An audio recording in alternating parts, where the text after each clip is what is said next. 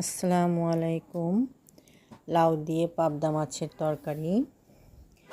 তা এই সুন্দর লোভনীয় পাবদা মাছের তরকারিটা রেসিপি বলছি। প্রথমে আমি কেটে ধুয়ে রাখা পাবদা মাছ মরিচের গুঁড়া, হলুদের গুঁড়া, লবণ দিয়ে মাখিয়ে রেখেছিলাম। আধা ঘন্টা ম্যারিনেশন করে রেখেছি।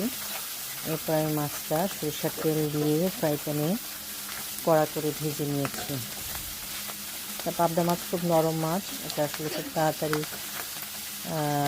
ভাজা হয় বা রান্নাও হয়ে যায় এবং ভেঙে যায়। এর জন্য মাছটা খুব সাবধানে নাড়াচাড়া করতে হবে, উল্টাতে হবে সাবধানে। আমি এখন মাছটা একটা সাইড ভালো করে ভাজা হয়ে গেলে উল্টিয়ে দিচ্ছি। উল্টিয়ে দেওয়ার পর এরপর আমি আমার এখানে প্রায় 10-12টি মাছ আছে। আমি 2 গ্যাসে মাছটা ভাজবো। এখানে প্রথমে